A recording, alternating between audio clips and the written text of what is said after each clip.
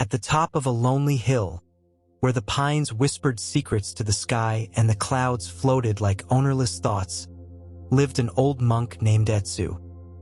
His temple was nothing more than a small wooden hut, surrounded by moss-covered stones and the echo of the wind that never said the same thing twice. Every morning, Etsu would go out to sweep the path that led to the eastern viewpoint, even though the dust returned as lightly as it had left. To him, it wasn't about cleaning the path, but about listening. Listening to the sound of the falling leaves, the awakening birds, and the passing wind. One evening, a young traveler arrived at his door. His feet were dirty from the journey, and his eyes were full of questions. He sat beside the old master without saying a word, watching the sun disappear behind the mountains.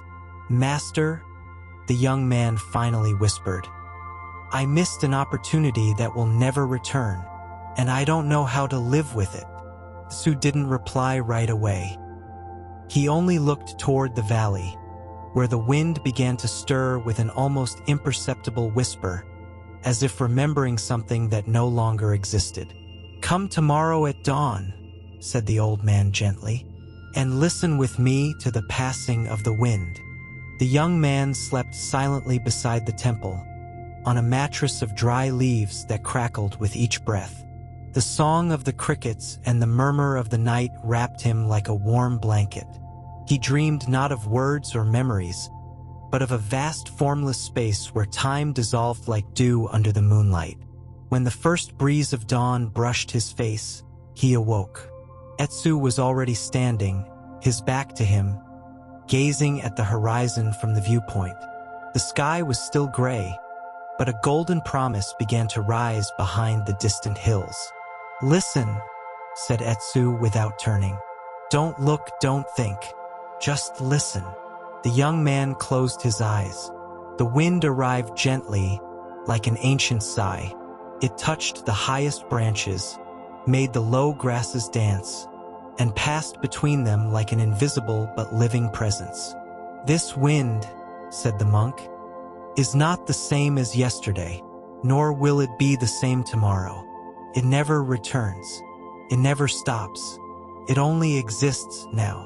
The young man felt something in his chest. It wasn't sadness, nor joy.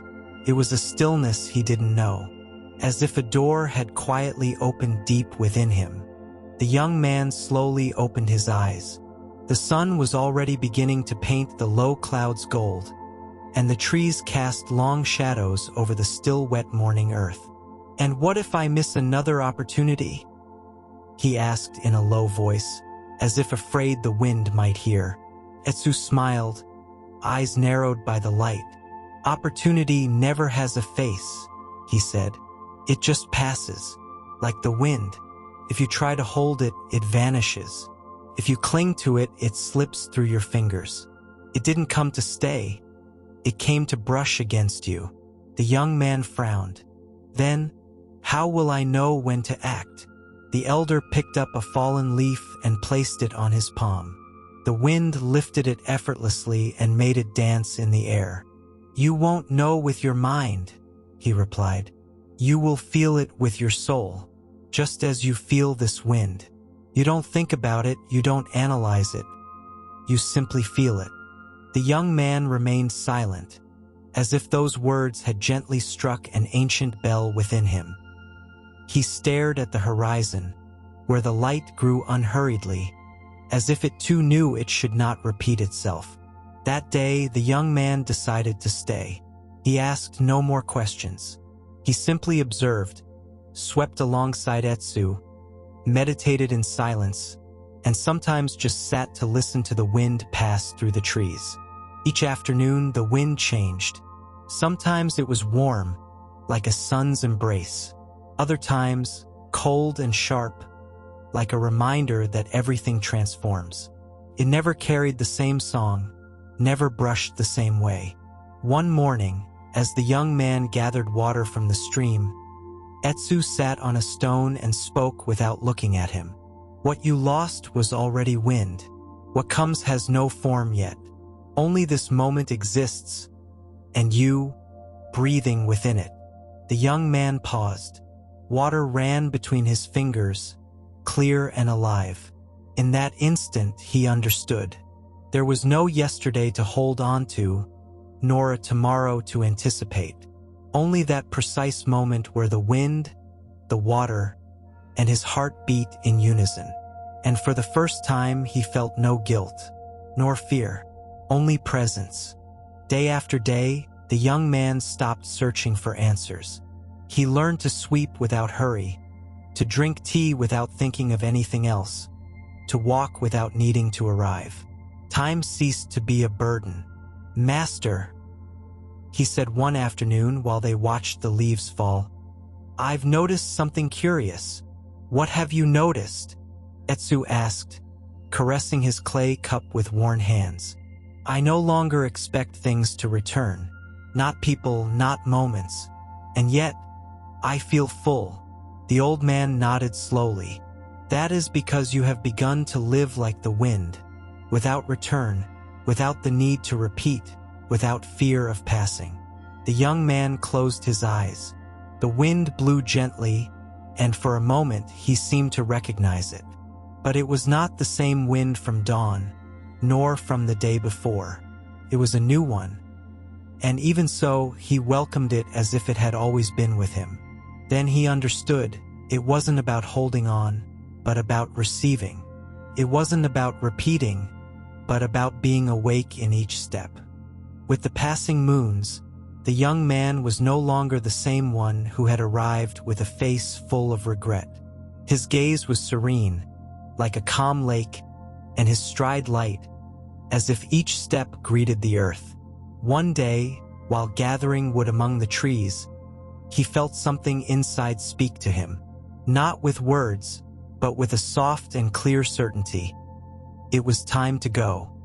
He returned to the temple at dusk, under a sky tinted violet. Etsu awaited him by the fire, as if he already knew. "Tomorrow I will leave, master," said the young man with a slight bow. "Then don't forget what you have learned," the elder replied, watching the flames. "Each step is unique, each moment unrepeatable. If you walk like this, the world will always be new." The young man nodded.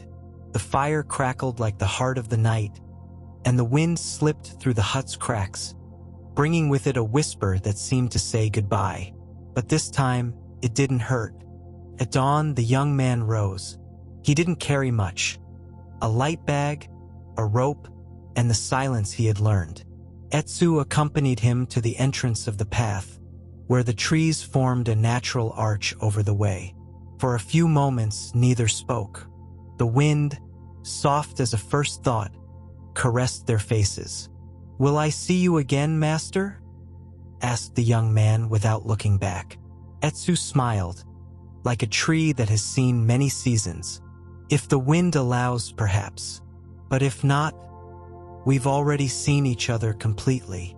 The young man bowed in gratitude and began to walk.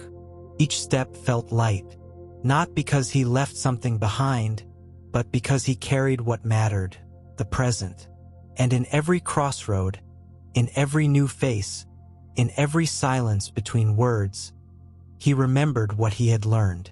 The wind does not repeat its step, nor does opportunity repeat its face. He no longer needed to hold on, only to be. Years passed, and the young man, now a man, crossed mountains, rivers, and villages. In each place, he left something of himself, and in each place, he took only what the moment offered. Some remembered him as a healer, others as a wise wanderer who spoke little but smiled with his soul. He never built a temple nor wrote words on paper, but wherever he stopped, silence bloomed. And always at dawn, he could be seen standing, eyes closed, face turned to the wind, as if greeting an old friend passing by. One night, while sleeping under the stars, he dreamed of Etsu. The old man stood at the eastern viewpoint, as on that first day. The wind brushed his face, and his eyes were full of peace. "Do you still listen to the wind?" he asked in the dream. The man nodded. Yes, master, and I no longer ask anything of it. I just let it pass. The elder smiled. Then you already know everything. The wind blew once more and continued on its way. And with it, so did the soul of the one who learns to live without holding on, knowing that each instant is a gift that will never come again.